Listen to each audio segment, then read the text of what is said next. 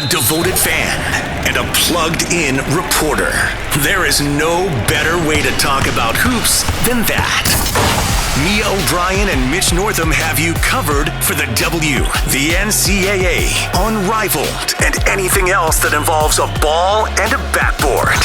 This is the Women's Basketball Podcast.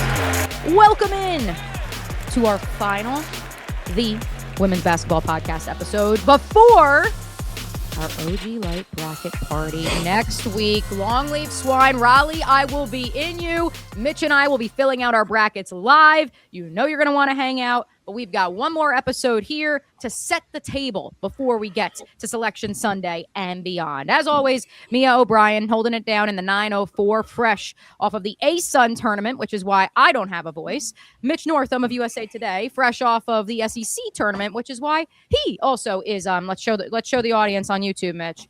Cough drop gang. NT. So we're living the dream, but you know we weren't going to let Conference Championship Week go by and not give you a new episode.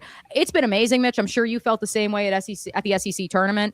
How many people have come up to me and said, hey, as I'm trying to get ready for March or as I'm trying to get more into women's basketball, I listened to your pod. Yeah. And we appreciate all the new listeners that we picked up here in the month of March. Yeah, shout out to Cassandra Negley from Yahoo, who was a listener and gave me a very nice compliment about our show. And yeah, shout out to everybody else who has said that they enjoy us. So thanks you all for listening. We appreciate all of you. And also, I would also like to shout out my other employer in ESPN, who made an outstanding move on this Monday, March 9th, as we're recording this podcast, bringing in several of the journalists who were laid off by the Washington Post, including Kareem Copeland. That's right. Shout out to that. Legendary women's basketball reporter. You know it's a big deal, Mitch, when my dad, who gets all of his news from MSN, so he's 3 or 4 days behind, but he knew about Kareem Copeland being hired by the mothership by 11 a.m. this morning and was asking me about it and the idea of ESPN expanding its investigative unit and its women's basketball coverage, which is, of course, outstanding to see. We both are fighting the throat issues, and so we are going to power through this conference tournament weekend recap. And we won't forget about you mid-majors, because I also heard from the Wise Owl, our friend John Bonenkamp in Burlington, Iowa. We forgot to mention Western Illinois. Oh, we did. Last week's preview pod. So yeah. I'm going to get that out of the way. We're 2 minutes in. I'm going to get that out of the way right away, Wise Owl. My apologies. We will talk a little Leathernecks. Me and the Castro. Yes. Fourth leading scorer in the country. That was talking Leathernecks. So yeah. We appreciate you, Western Illinois. And the OVC, which I learned even more about, calling 10 games at the Atlantic Sun tournament, because a good portion of the ASUN teams, of course, once upon a time played in the Ohio Valley. But let's not go any further. We can't bury the lead.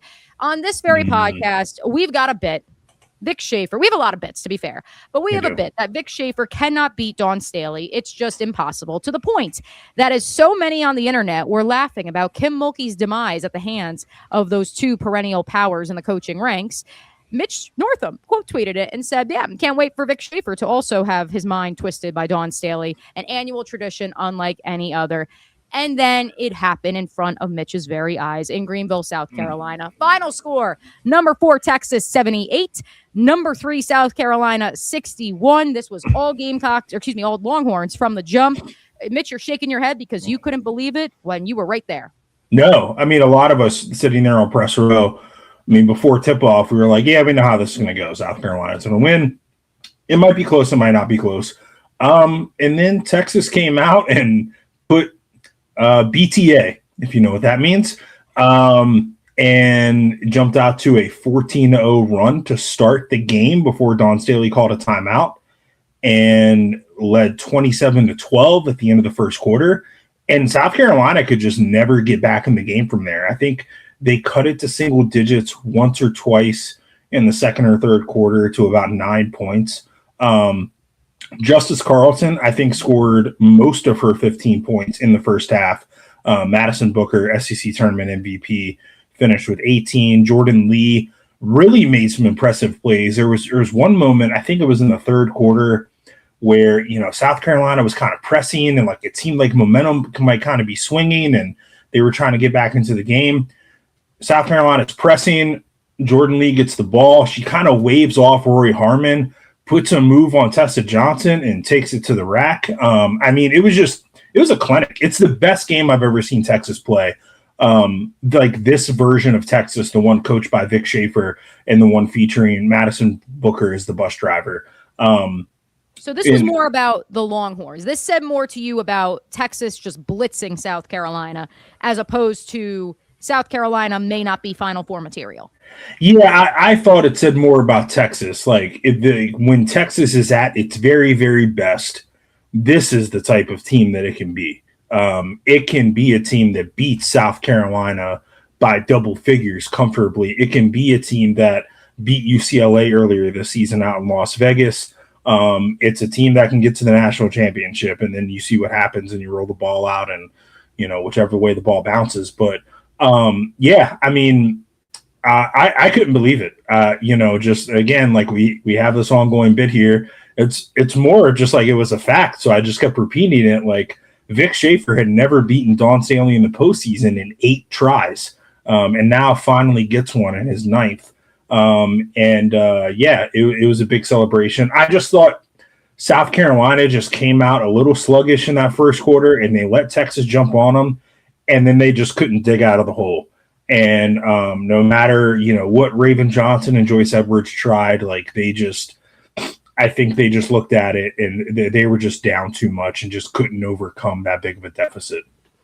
Edwards finished as the leading scorer for the Gamecocks. She had 13. We were very excited in this McNamara household to see Maddie McDaniel play 24 minutes, the second leading scorer for South Carolina with 10 points. And I would just like to point out, and this has nothing to do with where my fiance attended high school and, of course, who he roots for, but the development of the South Carolina bench is the reason that I say, okay, this is, I don't want to say a one-time thing, but I think Texas brought their A game and South Carolina brought their B game. And their B game is much improved from where it was, say, in December when they were playing a rotation of 6 players. Yeah, and Dawn Staley talked about that after the game on Sunday, just about the silver lining of this is we got better today because our bench played well. Alicia Turnaby's 6 points and 7 rebounds off the bench. Maddie McDaniel, you mentioned 10 points. Agot McKeer, 9 points. The depth really played well. It was just, I think the starters just got down into a hole by too much. But, it allowed Dawn to do that in the second half and to, give some different looks against an elite team. And so, yeah, that's a good sign, I think, for South Carolina. The bench also played pretty well in that win over LSU, which I thought the key to that whole win over LSU was Raven Johnson. She just couldn't quite replicate that on Sunday against Texas. Do you think South Carolina will be a blank seed? Texas will be a blank seed. Last thought on this game before we get to number 2 in this week's starting 5. I think so. I explained it to a couple of people this way on Sunday. You look at the regionals, right? And our regionals are in Fort Worth, Texas, and Sacramento. And I think that the NCAA Tournament Selection Committee was looking for a reason to place Texas in Fort Worth. And now Texas has given them one. And so, by beating South Carolina, and not just beating them, but beating them by double digits. BTA, in the SEC, again, folks. In the SEC title game gives the committee reason enough. You can look at the rest of Texas's resume. You can look at the win over UCLA. So, UConn is going to get first preference. I actually don't know whether they're going to end up. I mean, obviously Fort Worth is closer to Connecticut, but when you're going that far, how much of a difference does it make? And so does Gino go Galaxy brain and go, well, we'll just spend 2 weeks on the West or a whole week on the West Coast. And we'll be in the West Coast time zone and we'll start in Sacramento. Okay, fine, whatever. Whichever one they choose, UCLA is definitely going to want to play in Sacramento. And Texas is definitely going to play in Fort Worth. So South Carolina is going to be left with the last pick there. So, I think the Gamecocks are rooting for a shorter trip to Texas, but they might end up in Sacramento. I think South Carolina is going to be the 4th number 1 overall seed. Now, the big loser of the SEC tournament was Vanderbilt, who had a chance to kind of prove themselves, not only make their case for a number 1 seed, but to make a case for Michaela Blakes for Player of the Year. And they just came out and laid an absolute egg against Ole Miss in the game where Shea Ralph got tossed from, in a game where Michaela Blake started the game 0 for 10. I mean, it was just a rout from start to finish. So that's the big loser of the SEC tournament is Vandy.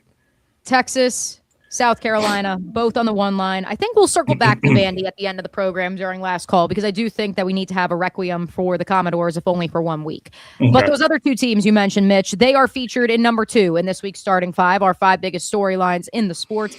Final score. Oh boy, this one's painful to say. UCLA, 96. The Iowa Hawkeyes, 45.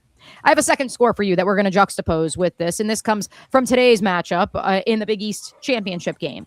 Final score, UConn 90, Villanova 51. Let the discourse reign, Mitch Northam, because the Big Ten, with all due respect to the Big East, is a better conference. And the Bruins just ran ramp you-know-what through it.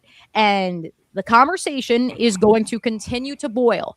Corey Close, you can bet your bottom dollar, if she has a microphone in front of her this week, she is going to say, we deserve the number 1 overall seed, even if we know they're already bound for Sacramento as the 2 seed, even if they're not to be the number 1 overall seed. To the point, plug here, that I will be hosting Selection Sunday coverage on ESPN Radio this upcoming Sunday, 9 to 12 a.m. I told my producer, I said, we need to have Corey on, because one way or another, we are going to get a soundbite, because I'm fully prepared for her to go scorched earth if the Bruins are the number 2 overall seed after what they did in Indianapolis. Here's the case for UCLA. They have 18 quad 1 wins. UConn has 8.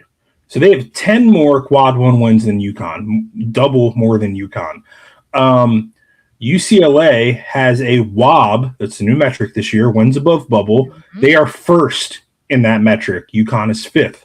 If you look at UCLA's strength of schedule measured by the average net of the opponents that they've faced, they rank number 1. Do you know where UConn ranks? 60th. So that's the case for UCLA to be the number 1 overall seed above UConn. I think it's a strong case. If I was in the room, if I was making the bracket, UCLA would be the number 1 overall seed. However, when I did my bracketology on Sunday night for USA Today, I put UConn as the number 1 seed because I think that's what the selection committee is going to do.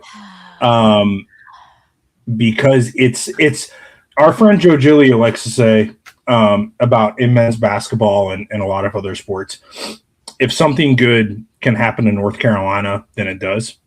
In women's basketball, that is true for UConn. If something good can happen for UConn, it does. I mean, I always go back to the 2022 NCAA tournament where NC State was a number 1 seed and UConn was a number 2 seed, and they had to play UConn in their backyard in Hartford in the Elite 8. So I just don't see the NCAA usurping a undefeated UConn as the number 1 overall seed. But I think there's a strong case to do it. I think they should do it. I just don't think they will. Never say we didn't say anything nice about you, UCLA. Let me rattle through some of these numbers from their impressive championship game victory over the Hawkeyes. They shot 63% from the floor, 13 of 26 from three-point land. They only shot 5 free throws. They only made 3 of them. So there's your one little negative there, Corey, that you're going to really be coaching up this week. Lauren Betts, 10. Gianna Napkins, who... look, I was familiar with your game, but 4 threes that were just absolute daggers every single time she came up the floor. Yikes. Our agenda for Gabriela Jaquez to be a WNBA draft pick continues to rise. So we are proud of the Gabby Hive. Shout out to the Jaquez fam. She had 12 in this one. Charlize Licker-Walker was in double figures. Kiki Rice was the MVP. It's the list. Sienna Betts had 14 points off the bench and made Hannah Stolke look dumb at times. With all due respect to Stolke, who apparently has like some sort of elbow issue going on, and she had to hang out with the Iowa wrestling team to like get consultation of like how she should rehab that. And she was a warrior against Michigan. She outscored the Wolverines in the semifinal 4th quarter by herself. So hat tip to the Hawks. I think they're on the 2 line, but UCLA is playing a different sport. As for UConn, they are playing a different sport compared to the rest of their league. It's not a different sport compared to UCLA, in my opinion. They win Monday night. That's part of why we waited to record this. Over Villanova, 90-51. Sarah Strong, I don't even need to read you her stat line. KK Arnold with 10. AZ Fudd with 19. The fact that Sarah Strong is 1 free throw away from the first 60 40-90 season that we have ever seen in college basketball, that we have ever seen in the WNBA or the NBA. And there is probably a large percentage of the American viewing population, and this is the mainstream, to be fair, not necessarily women's basketball fans out there, that they would tell you they know AZ Fudd before they know Sarah Strong, who I have heard from multiple college coaches who I spoke with this week in preparation for the games I called, that she is the most dominant player in the sport, and she is only a sophomore. Mm-hmm. Yeah, I had this conversation actually this morning with Ovius and Giulio about – this is a conversation I think you and I have had, maybe over text, maybe on this podcast, about like how we don't really have a singular face of women's college basketball right now. But unquestionably, the best player in the sport, I think heading into this past weekend, you could have had an argument. But then we saw Michaela Blakes have the game that she had, and then we didn't get to see her anymore. And then Sarah Strong went out and did what she did in the Big East tournament. And I think that's a wrap. I think Sarah Strong is your National Player of the Year. I think she's the best player in the country. The thing is about kind of the face of women's college basketball thing, Sarah Strong has no interest in being that whatsoever. She has no interest in being a star off the court. No interest in really like showing any personality or letting Although people she did, I was very proud of her in the post game with John Fanta. AZ Fudd's being interviewed by our friend Caroline Pineda, and there's Sarah Strong who's like pushing AZ, like, let's go, girl. And I looked at Kevin and I go, I think that's the most energy I've ever seen out of her. So, I mean, maybe she's coming into her own for all we know. Yeah. And then I think you have this like collection of other players. You know, obviously, if Juju Watkins was healthy, we would call Juju Watkins the face of women's college basketball, but she's not healthy and she's not playing. So what you have outside of Sarah Strong is this collection of other players, Audie Crooks, Hannah Hidalgo. Am I missing someone? Olivia Miles, maybe. Olivia Miles. I mean, I think Audie and Hannah are the two that are like, wow, they're really, really, really good basketball players. Wow, they have personality off the court. Wow, people show up to watch them. Flauget is the third, by the way. Flauget, but they're on teams that are kind of meh. You know, like Iowa State and Notre Dame are both going to make the NCAA tournament and stuff, but like we're not talking about them as teams that win the national championship. Olivia Miles and TCU kind of the same way. We'll get to them in a second. Flauget disappeared against South Carolina on Saturday. Like, there were people in my mentions that were like, why didn't Flauget make the all SEC tournament teams? Like, because she didn't show up against the Gamecocks. Sorry, not sorry. So, yeah, I think like that's the kind of conundrum we have in women's college basketball right now. Like, we don't have that, you know, like when we had Caitlin Clark, Angel Reese, Paige Beckers, Juju Watkins, those were four players that were really, really good, on national title contenders, and wanted to be kind of like the face of the sport off the court. They were willing to do all the other stuff. We don't really quite have that combination of all three of those things right now in the sport. To the point of Audie Crooks, and the world has not gotten to see her maybe to the extent as they would have if Iowa State had continued that 15-0 start prior to Addie Brown's injury. Our Cyclones to the Big 12 title game future, Mitch, it did not end well. It did not. However, another friend of the pod did win the Big 12 tournament. That's number 3 in the starting 5. Final score, the number 2 seed and number 15 overall, West Virginia 62. TCU, the number 10 seed and the number 1 seed in the Big 12 tournament field in Kansas City, 53. Long live the Greenbrier 5. It's not an aesthetically pleasing style of basketball, folks. But if you love defense, if you love the Bob Huggins West Virginia teams, then my, oh my, do I have a product for you in 2026. Press Virginia, the Greenbrier 5. I really enjoy watching this team. I think Mark Kellogg's a hell of a coach. And I said that when he went to Iowa, and he almost knocked off the Hawkeyes once upon a time in the tournament. Yeah, I mean, they held TCU to 8 of 31 from three-point land. They out-rebounded them by 7. They forced them into 11 turnovers, scored 15 points off of those turnovers. They outscored them in the paint. They only fouled TCU 8 times, and TCU committed 19 fouls. So, yeah, this win for West Virginia is big because it means that they're going to host NCAA tournament games. Like, I think unquestionably now, going on the run that they did in the Big 12 tournament, They are going to be a top 16 seed. They are going to host games in Morgantown, which would be their first time doing so since, let me check my notes here, 2014 under Mike Carey. And they lost at home in the second round of that NCAA tournament.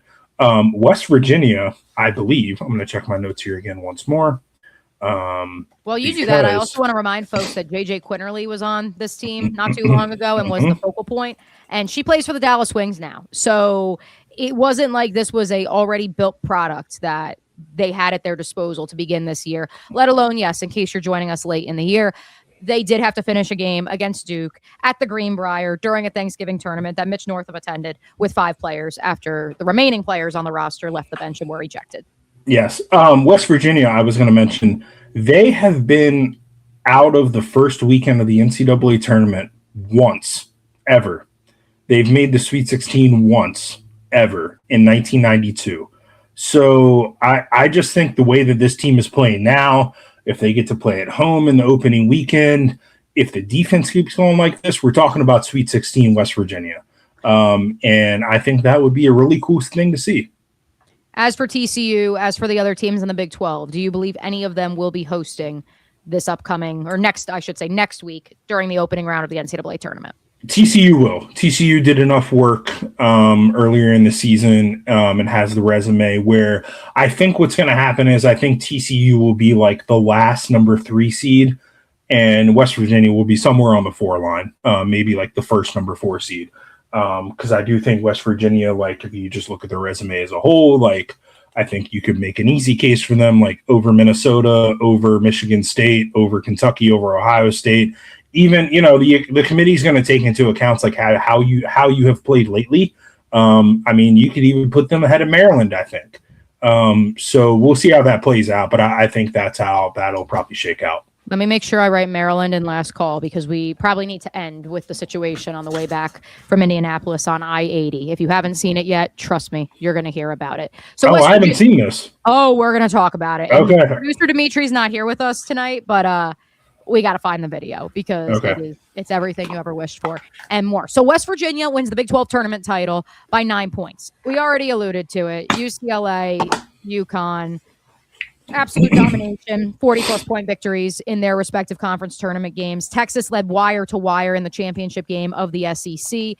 And at number 4 in this week's starting 5, we move to the most exciting finish in the championship round of the Power Fours. And I would be remiss if I didn't lead off our ACC tournament recap at number 4 in this week's starting 5, Mitch, by saying you can always go back to Greensboro, Kara, but you may want to take up residence in Duluth, Georgia, after the positive experience and Duke's ACC tournament 70-65 overtime win over Jeff Walls, who probably should be the beef of the week, but instead he's number 4 in this week's starting 5, and Louisville. Yeah. I watch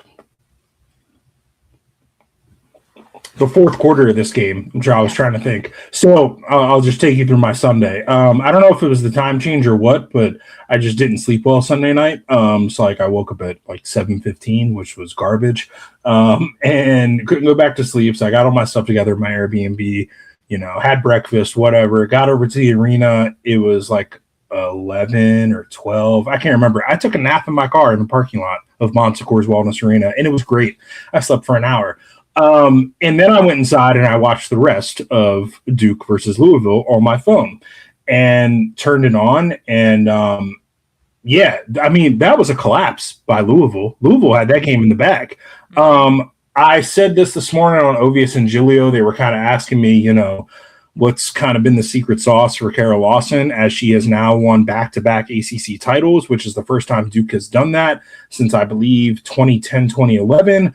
It also ties Duke for the most ACC tournament championships all time with, can you guess? Louisville? Maryland. I did see this. Maryland, yeah, which is funny to me. Chris Weller and Brenda Freeze cleaned up.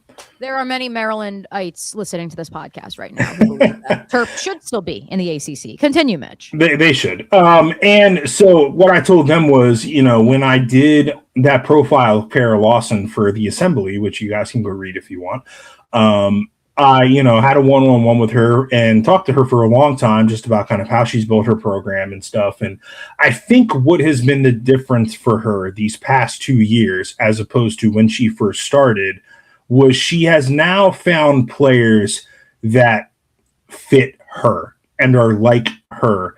Ashlyn Jackson and Taina Mare being two of the biggest examples, like two players who just like, what do we got to do to win? Like, we got to play like the scrappiest defense you've ever seen in your life.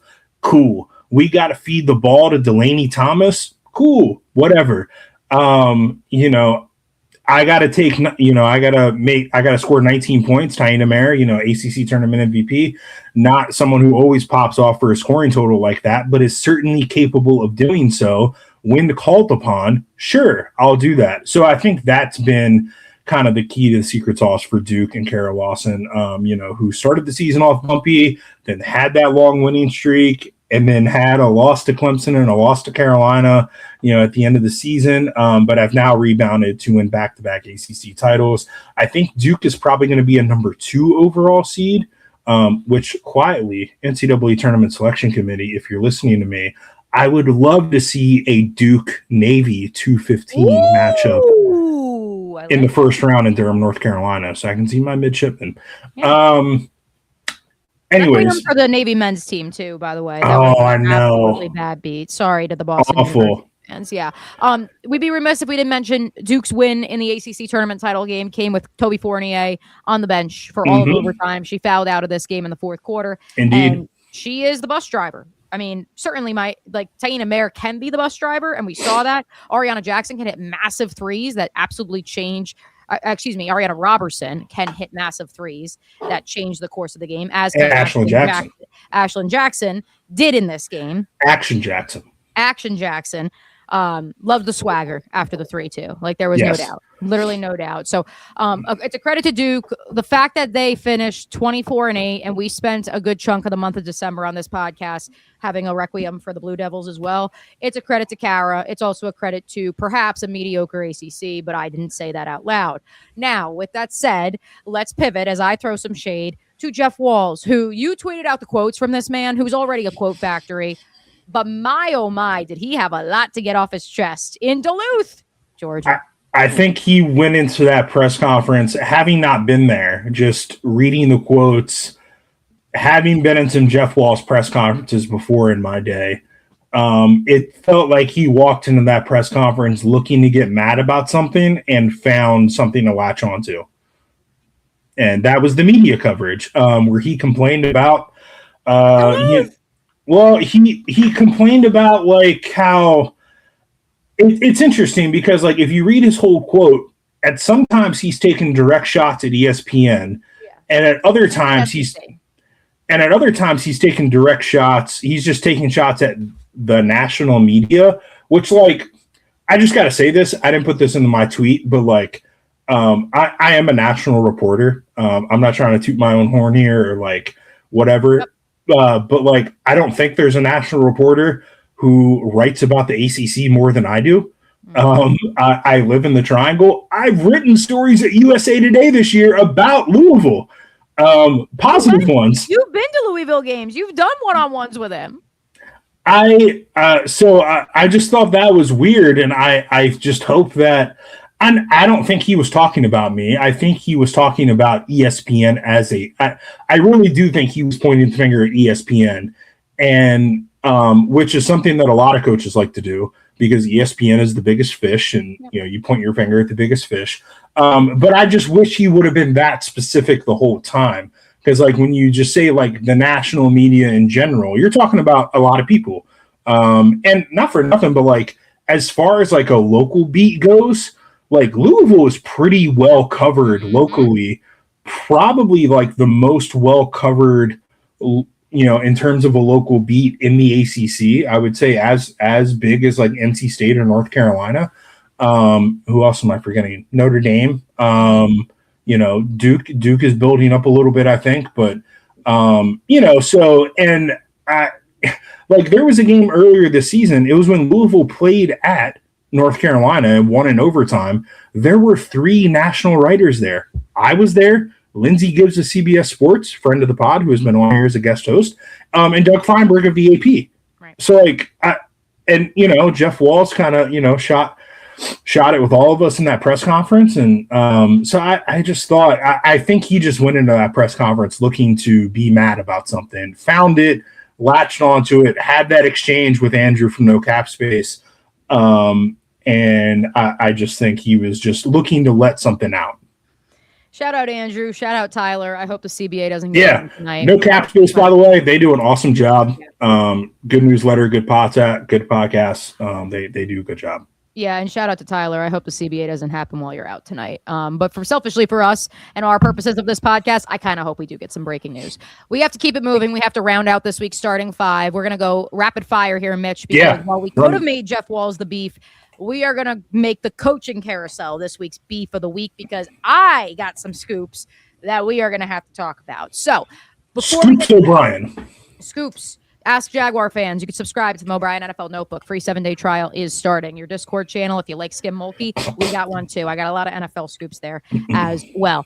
Number 5, our mid-major roundup. Again, shout out to the Leathernecks and the Wise Owl, Western Illinois, winners of the OVC. Some other mid-major titles that were picked up this week, and then Mitch, I'll have you react to the one that you think has an opportunity to win a game in March. Congrats to the A-10 winner, Rhode Island, the A-Sun winner, Jacksonville University, the Big South winner, High Point, the Mountain West winner, UNLV, the MAC winner, Fairfield, our friends the Stags, shout out to the Stags, the Summit League winner, as first predicted by yours truly on this podcast, South Dakota State, SoCon, Samford, really? Possibly? And then the Sun Belt winner, who wrapped up their title earlier today on Monday, March 9th, James Madison. Of all those teams I just rattled off, Mitch, who is the one that you say, yeah, I would put, a nice little sprinkling in making money with Mitch on this team to win at least one game in the NCAA tournament? I kind of think there's a couple here. Right. I would look at Rhode Island, who is probably going to be in a 7-10 matchup, and is a team that won at NC State earlier this season. I would look at Fairfield. That's a team that I think, has been kind of knocking on the door of getting a first-round upset for the past couple of years. I think they might kind of finally have the team to do it. I think they're going to be motivated to do it. That team is older now, more experienced. This will be their third straight year in the NCAA tournament. Again, like, when you have a player that Western Illinois does, Miana Castro, who is averaging 24.2 points per game, which is fourth best in the country, if she pops off, that's going to be a tough out for somebody. And then I think James Madison also, if you look at some of the metrics, like James Madison was playing their way into a conversation for an at-large bid. They're 46th in net.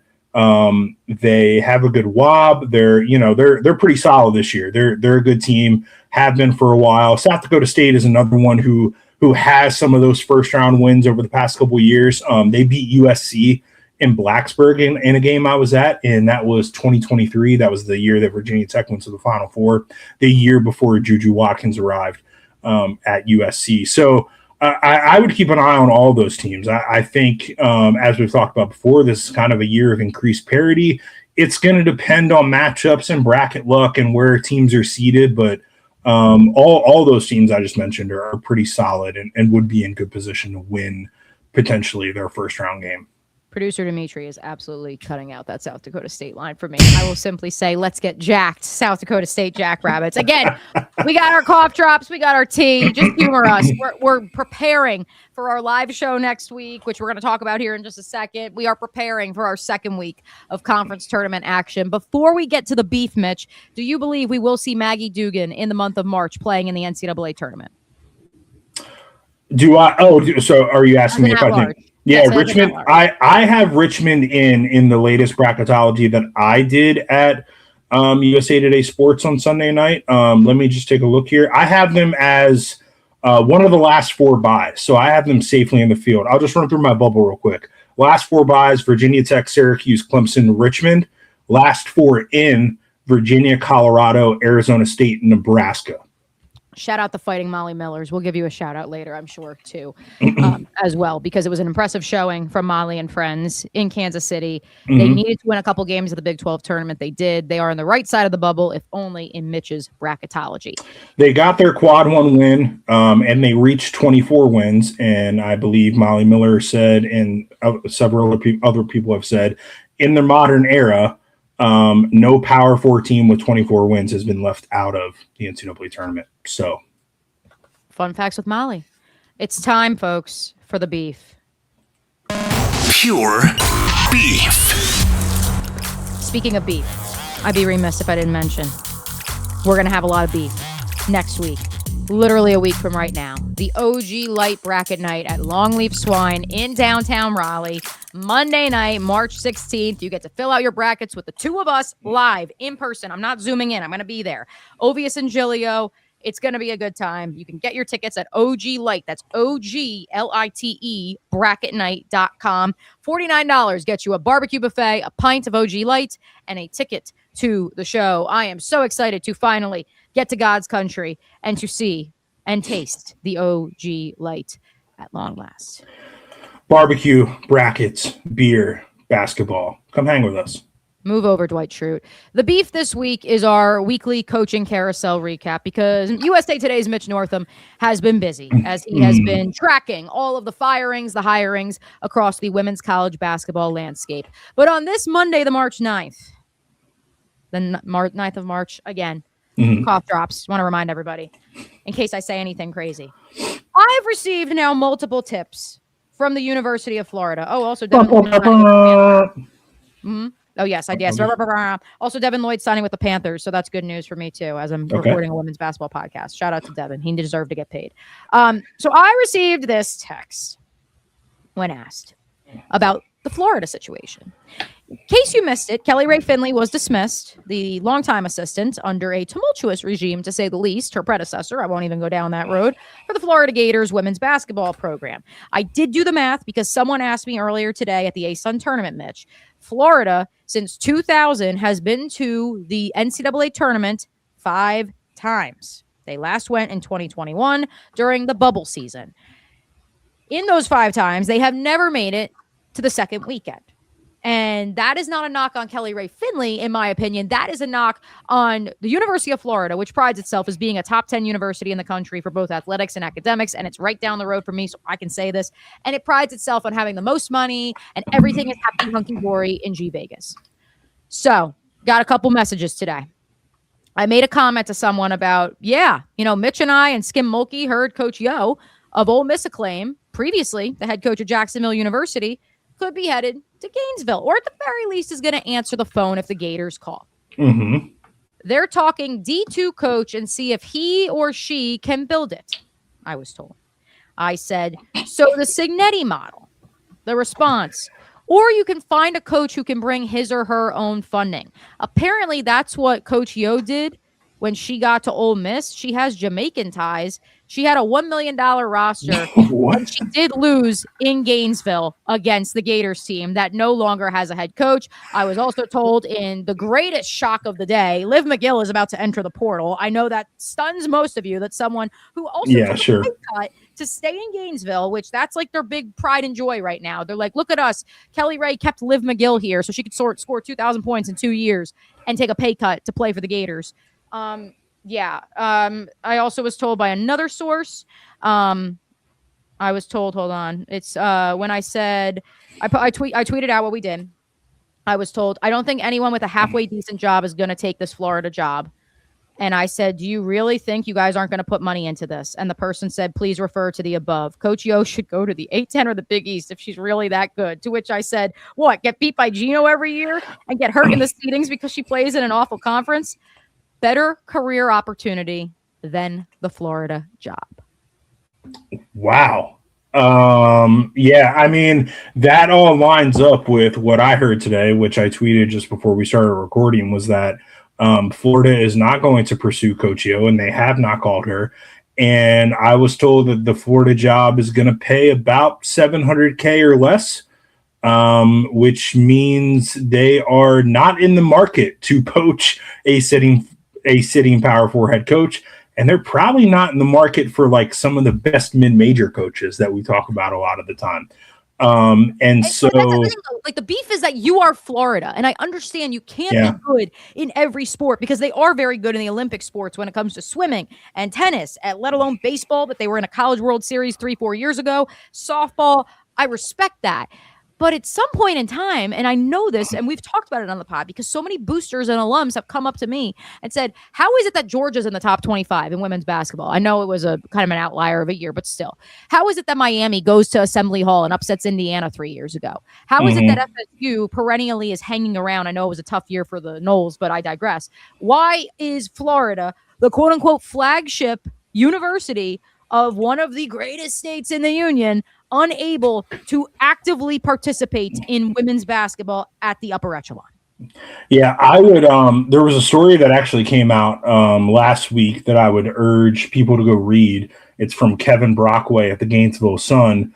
And the headline is Florida women's basketball searching for answers as SEC futility continues. And it just kind of lays out like the struggles that Florida has had in women's basketball, and also the lack of funding and the lack of support that they've had in women's basketball. It just, here's a stat for you. Florida has had, I think you might have said this, Florida's had just 5 winning seasons in SEC play since 2002.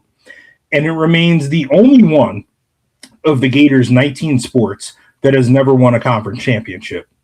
In that report from the Gainesville Sun, they got a lot of the, public funding reports and stuff from SEC programs.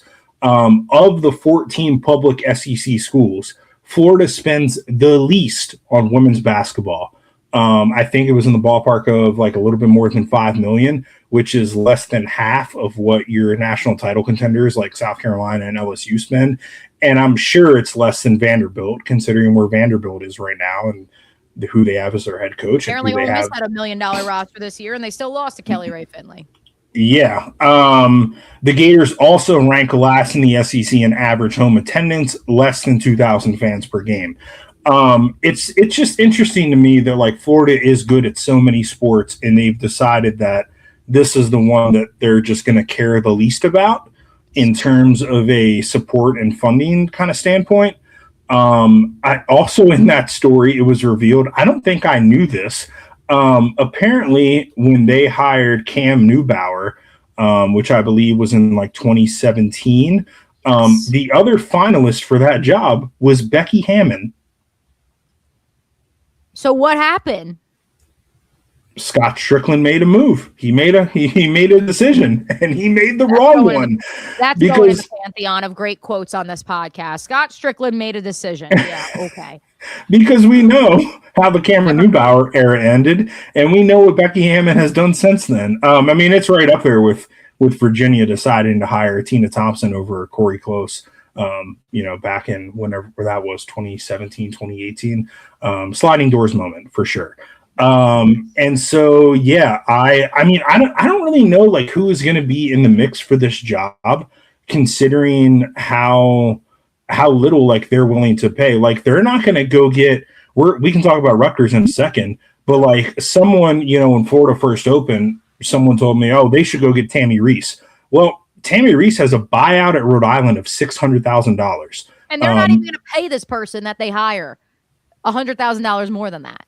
So that is not going to happen. I think you're probably looking at, unless they go down this route of this Division II coach, you're looking at somebody like, maybe Isla Gazzardo of McNeese State. You're looking at somebody like Georgia Southern's Hannah Hayden, who won the regular season title there this year. Maybe Destiny Rogers from Arkansas State, who has had 2 really good seasons there and went to the NCAA tournament last year. Somebody like that. The other person like that might be on the board here is Samford coach Matt Wise, who his mother was the longtime Florida volleyball coach, and just took Samford to the NCAA tournament this year by pulling off an upset in the SoCon tournament. But yeah, the comment about someone who can bring their own funding, is this like the Biff Poggi model that Charlotte tried? It's such beef, man. And like, I don't care, but like it's embarrassing when I'm asked by, shout out to Tom who called the A-Sun game today and Angela who called the A-Sun game from ESPN on the play-by-play front. And they asked me like, "Oh, so are you going to cover a regional site?" And I was like, "Where?" And they're like, "Oh, well, ESPN could ship you somewhere." And I'm like, "Yes." And like that, knock on wood may happen, but at the same time, where locally are they going to send me? And I had that conversation with someone else today of like, they are packing UNF Arena right now more than they packed the Veterans Memorial Arena downtown with the high school state championships here in Florida. This is a state that, while yes, it's not the best high school basketball in the country, the cupboard's not bare either. In the championship game between JU and Austin Peay today, and I know we got to keep it moving. I know because Dimitri's going to say, hey, we got to keep it moving. No one cares about Florida. Florida doesn't care about Florida. But in the championship game between Austin Peay and JU today, the two leading scorers this season for Austin Peay are from Daytona Beach and Miami, and they're both 6 foot tall. How did they get out of here? It's maybe Special Jennings gets a call. Shout out to my dog. Because it's carrying the torch for women's college basketball in the state of Florida right now. Duval, baby. Duval. Some other coaching notes. Certainly the Rutgers hire is one that I also heard from some folks in the athletics department who are very excited that they are embracing their LSU era in Piscataway. I am excited because as a New Jersey native, my grandfather scoffed at the idea of giving Greg Schiano as much money as they did to return, to which I said, you play in the Big Ten, Poppy. Guess what? You got to start forking over money. And so it's a credit to the whole crew that has gone up from Baton Rouge to Piscataway, and they're unafraid to make a move and take a big swing. Yeah, Gary Reedus has been an assistant coach under Kim Mulkey for the past 4 years. When this job opened, I had people telling me like that, hey, this is kind of a wild card here, but Gary Reedus might get this job because of his ties to the AD and the president who were previously at LSU. And that came to fruition. I will tell you, and this was in my USA Today story, Tammy Reese was a target, but they got to the point where they got to the buyout, and it was like, a little too rich for our blood. Again, $600K. I would imagine that's like among the highest of coaches at mid-majors. Tammy Reese is signed there through 2032. Rutgers also did call Carly Thibault-Dudanis at Fairfield, and she said, no thanks. Interesting. Well, I want to salute Kelly Zim one way or another because I'm just glad we have another badass female athletic director in the Big Ten besides our girl and friend of the pod, Beth Getz. So yeah, shout out to Kelly. Shout out to the LSU to Rutgers pipeline. Some other coaching moves that were made. Oh boy. Well, if we're going to talk about Rutgers, we got to talk about Rutgers West, aka Penn State, because a move was made there since we last spoke with you. We're going to talk Penn State. We're going to talk Memphis, and then we're going to Purdue are our three we're going to talk about before we keep it moving and look ahead to this week of mid-major conference tournaments around the country. Yeah. So Penn State decided to fire Carolyn Keeger after another season in which she missed the Big Ten tournament and had one of the worst seasons in Penn State women's basketball history.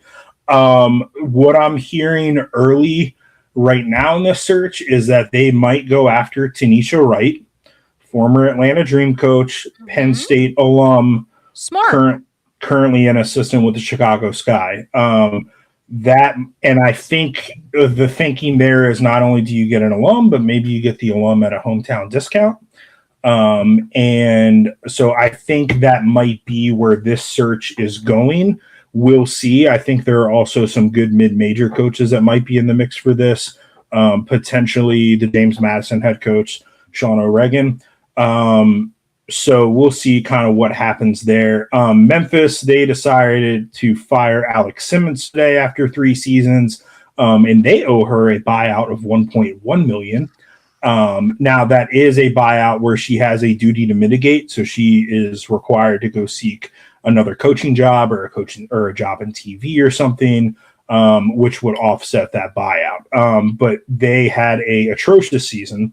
And this was kind of brewing over like the last week. I first heard about this like last Saturday, and they missed the American Conference tournament.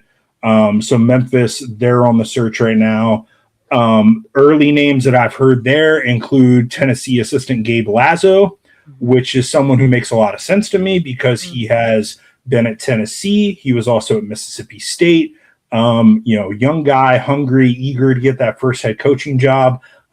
Has recruited a lot of McDonald's All-Americans for Kim Caldwell. I mean, he is the guy that has brought the recruiting juice to the Vols so far. So that's a name I've heard. Destiny Rogers at Arkansas State, who I previously mentioned, could get a look there. I was told that on the short list for Memphis is Quentin Hillsman. Mm-hmm. And it is very, very early in this process. But if there's anyone that's from Memphis that's listening to this podcast, don't hire Quentin Hillsman. Like, just don't do that. Okay? Like, just go Google the athletic story, and that's all you need to know about Quentin Hillsman. Okay? There's going to be some other names in the mix there as well. I think Nina Davis, who is an assistant coach at Middle Tennessee State right now. She played for Kim Mulkey at Baylor, where she was an All-American, and has been an assistant under Rick Ensel there, well-respected, long-time women's basketball coach. She is from Memphis, so that is someone else who is on the short list that could make a lot of sense there. But that job just opened today, so it's very, very early in the process. That could go in a lot of different directions. And then Purdue, and we could throw UCF in with Purdue because they're in kind of the same boat right now. Purdue is going to retain Katie Geralds, I think is how you pronounce her last name. She has been there for several years now, and got an extension a couple years ago. She has been there for 5 years. She has a record of 74-81. She has been to one NCAA tournament. Purdue this season went 13-17 overall.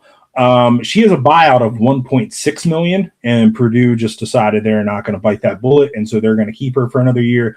Wake Forest is also going to retain Megan Jebbia, who did not have a great season, but it was, I think, an improvement of what they've had the past 2 seasons there. So I think they're going to give Jebbia at least another year. I'm unsure exactly what her contract situation is because Wake Forest is a private school. So she has at least 1 more year left on her deal, maybe 2. The other one that we're kind of still in a wait and see mode is UCF with Satia Messer. They have not made a decision one way or the other. Her buyout would actually be less than $400,000, and she has 1 year left on her deal.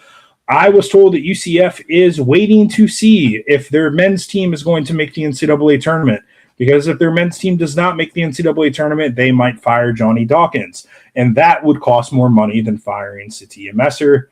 And they would have to hire a new coach and all that good stuff. So they would just let Satia Messer ride it out for another season where they would be terrible again. It's not even about the money. It's the laziness. I could write a novel. It is a message. It sends a message. We don't care about women's basketball. Yep. When you just like. No, it also sends a message from the AD that I can't run multiple searches at a time because that's too much for me to handle. Even if a change is needed and we're not getting the job done and we're not meeting the standard, I just don't feel like it. Yep. So, Texas State and Nevada also open. Let's keep it moving. Mitch, 28-17 this season, making money with Mitch. We're not making picks on our favorite mid-major conference tournaments this week. I'm sorry to the Valley fans. I'm sorry to the Ivy League fans. We would love to, but instead, a reminder, we will be picking brackets 1 week from right now at Longleaf Swine, so there will be lots of money to be made by filling out your brackets with us in person, and of course, the pod will be available online afterwards as well, I think, possibly, hopefully. So, wait, hold on. Breaking news. It's Air Force has upset Boise State in the Mountain West Conference Tournament semifinals. And so Air Force is in the championship game of the Mountain West with a 16-17 record. They will play the winner of Colorado State and UNLV, which tips off in about 13 minutes. I forgot her name. There's a girl from Bishop Kenny High School who plays there, Sydney. I forgot her last name. So shout out to BK. Yeah, good stuff. Service Academies. Shout out to the Colorado Springs, baby. We love Colorado Springs. Okay, so this isn't a main event, but we are going to mention, again, kind of like number 5 in this week's starting 5. I'm going to whip through these. Mitch is going to spit out a winner for each of these conference tournaments. We may talk a little bit about the Ivy League just because that's the best tournament, in our opinion, this week, although maybe Mitch disagrees. But let's begin alphabetical order. The America East. Vermont.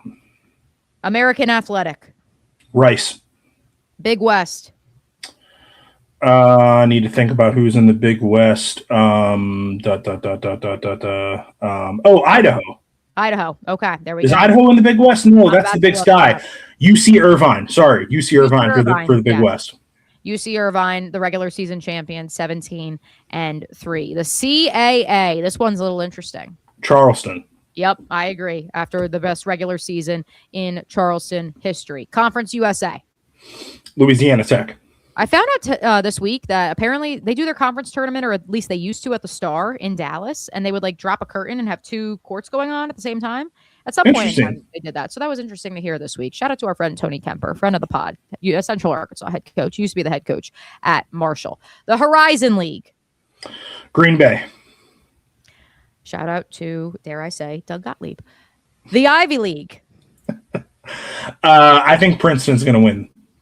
Okay, walk us through the Ivy League, quick primer, because this is obviously the mid-major conference. I would you agree? Like, if there's one you're going to watch this week, it's probably the Ivy. Yeah, it's Ivy Madness. If Princeton does not win Ivy Madness, it will create a bid stealing situation because Princeton has a resume good enough for an at-large bid. So if Columbia or Harvard wins Ivy Madness and gets that auto bid, Princeton would dig in an at-large bid and they will push a team out, potentially someone like Nebraska or Virginia. Interesting. That's good to know. The MAC, not the MAC, the MAC. The MAC is an interesting one too. They have two good teams in, I think, Ball State and Miami of Ohio. I'm going to take Miami, Ohio. Yes, it's the Red Hawks year, baby, in every single sport. I love it. How about the MEAC? Howard. The Valley, the Missouri Valley, that is, but it's the Valley forever to me. The MVC. Is that the Murray State League? They are indeed I'm going to take Murray State. They were not there when I was there, but alas. Shout out to Northern Iowa going back to the NCAA tournament on the men's side. Northeast. NEC. FDU is good, but I like LIU. Ooh, listen, everyone's all in on the Sharks these days. Fins up. We got JU and we got LIU in the tournaments. Let's get after it. How about the Patriot League, Mitch? Because this is where some of your favorite teams in the mid-major ranks hail from. Midshipmen, Navy. Navy's winning it. Southland. McNeese. SWAC. I said the SWAC really weird there. I'm going to blame it on my T. Alabama A&M. I'm blaming that on my T. Coppin State. I cover them every year. They come to Jacksonville. Shout out to Coppin State. West Coast Conference. West Coast Conference. That's another interesting one where LMU is currently the number one seed, but I think Gonzaga is the better team. I like that. How about, I almost said them for this one, but the WCC. Zags. Yeah, that what we just did? No, that was the WAC. Oh, the WAC. Oh, okay. I meant West Coast Conference. The WAC is going to be Cal Baptist. Okay, so Cal Baptist in the WAC, and then the WCC. Gonzaga. We love it. Loyola Marymount was the regular season champion in the West Coast Conference. Never say we didn't say anything nice about you, mid-majors. We will be locked in. We will be standing the second week of conference tournaments in women's basketball. Time for last call. This is your weekly update of the WNBA CBA negotiation, which is all we know is that we don't know. I'm going to tie point number 1 in last call to point number 2, which is that Caitlin Clark will play basketball this week with Team USA down in Puerto Rico. Kara Lawson joining them fresh off of that ACC tournament title. Shout out to Steph White for holding the fort down in Miami for the practices before they get underway with that World Cup event. With that said, that's the latest wrinkle in the CBA negotiations, Mitch. This idea of all these players are together. There may be a splintering at the very least of some of the players at the top, the Kelsey Plums, Brianna Stewarts of the world, saying, I think we're kind of good. Like, let's take this deal as it is right now, and we'll build upon it in the next CBA because they are seeing the dollar signs for that upper 5% echelon of the league and saying, that's pretty good. And we also raised the minimum for both vets and rookies. So it's not like we're leaving them in the dust either. Then you've got the Caitlin Clarks of the world saying, we need to play basketball. Put us in a room. Let's hammer this deal out. It's absurd that we are still here in this moment. And so that is your update, unless you have anything else to add, because by the time this podcast comes out, it will be March 11th. And at that point in time, the quote unquote deadline of March 10th will have passed. Yes, I was just going to say our soft deadline is Tuesday, March 10th. And I don't know if we're going to hit that. And so I don't know if we're going to start on time, and I don't know what we're going to be covering in WNBA land as I'm in Phoenix at the Final Four. Will it be an expansion draft? Who knows? There's probably going to be stuff to cover, though, which honestly, I mean, it'll kind of be like the combine. Like, it already is the combine of women's basketball, but now it's like going to be like on steroids. So, and they are, by the way, they will have an all-star game again this year, a women's college all-star game on that Saturday. I believe it's been playing at Grand Canyon University. Nice. I want to shout out Turner Sports, who has gotten the deal to broadcast the FIBA Nationals. Mitch, did you write about it at USA Today, or who wrote about it for you guys? I know Chloe Peterson from the ND Star wrote something about from Caitlin Clark's Team USA availability. And maybe Meg Hall wrote up the hey, this is coming to Turner Sports thing. It was kind of a crazy week. But yes, HBO Max, Turner Sports, that's where you can watch the FIBA qualifying tournament. Very excited for that. Caitlin Clark plays basketball this week, folks. Just keep telling yourself that. One, or rather two final notes from me. Congratulations to the Mist, who claimed the second unrivaled title. And then there were some activities at clubs in Miami that we will not talk about. But what we will talk about. If you want to read about it, you can just go to USA Today Sports to find out what Arike Gumbawale got into. Yeah. It could have been the beef as well. Final note from me before we get to you, Mitch. So you did not see that the Maryland band, their bus broke down on the way back from Indianapolis, Cambridge Fieldhouse. Of course, Maryland gets upset. So the band has to drive back on their own way earlier than they anticipated driving back, or at the very least one day earlier. They Facebook Lived a performance on the side of a road. Those Terps. And the Terp himself. What's the Terp's name? Testudo. Tudo is literally like Testudo. Testudo is literally on the side of the road with the band. Like, just Google it, folks. Dimitri, put the video here. Here's a space to put it because it's so beautiful. Testudo is my boy. Yeah. You met a lot of mascots this week. What else do you have coming up this week, and anything else we missed on today's program that you want to get to?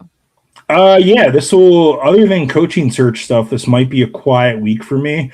But I did have two kind of feature stories drop last week at USA Today Sports. I had a story about Debbie Antonelli and Beth Mowens, and which features a quote from our very own Mia O'Brien that a lot of people were very happy about, which was cool to see.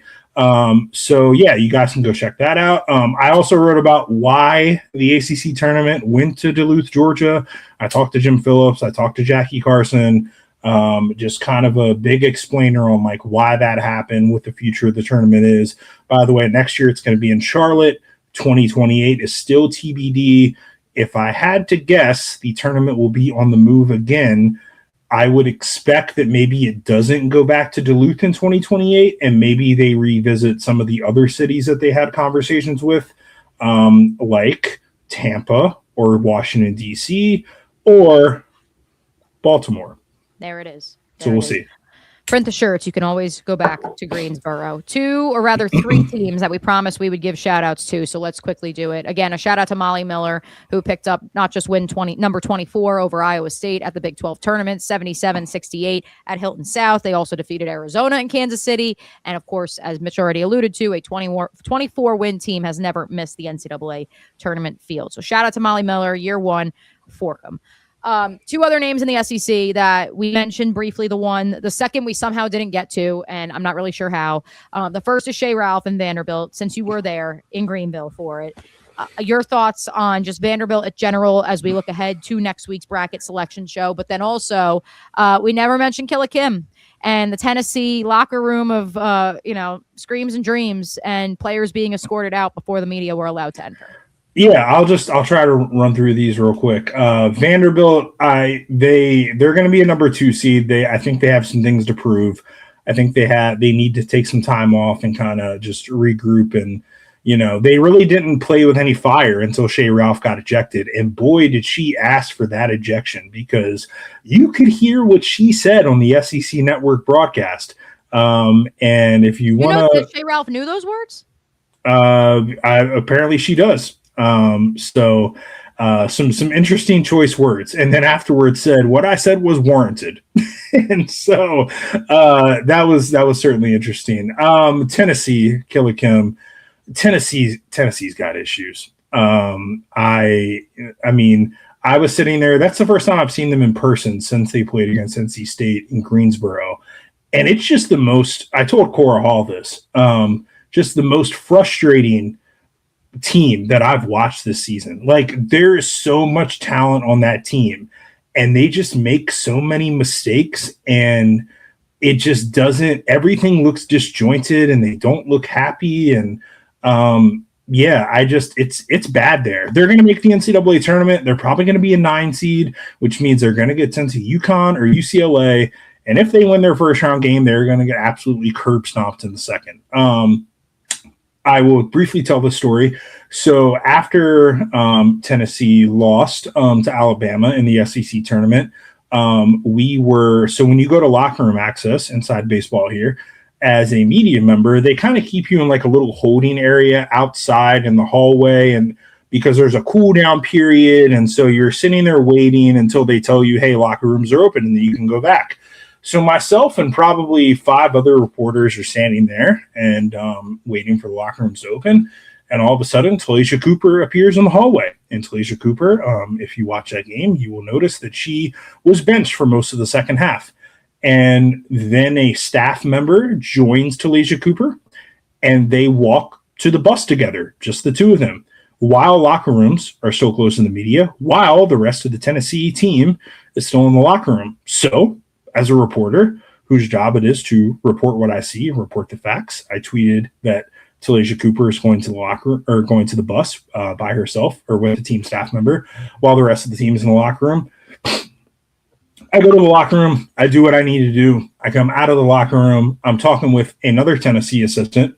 And then another Tennessee assistant comes over and says, man, what's this about? And I go, oh, that's my tweet. He had his tweet on my phone. And then he proceeded to raise his voice and say, how does this help us? And I politely explained to him, it's not my job to help you. And there was some other yelling and some other things. And then that assistant shuffled off, and the other assistant apologized to me and was like, oh my God, I'm so sorry. And I'm like, it's okay. I've been yelled at worse by my high school football coaches. Also, I was a bouncer in college at a bar. I can take confrontation and being yelled at.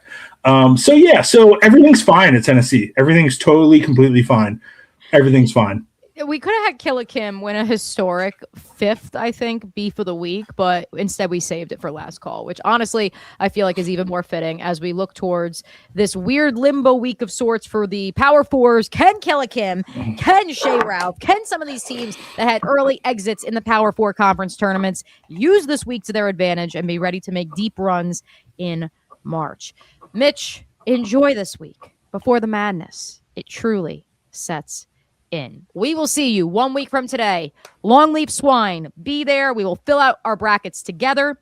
It's a live show, and of course, $49 again gets you all the barbecue beef. It gets you an OG Light beer, and it gets you a ticket to the show. OG Light, OGLITE, bracketnight.com. Until Monday in downtown Raleigh, we will catch you later. Beer, brackets, barbecue, basketball. Deuces.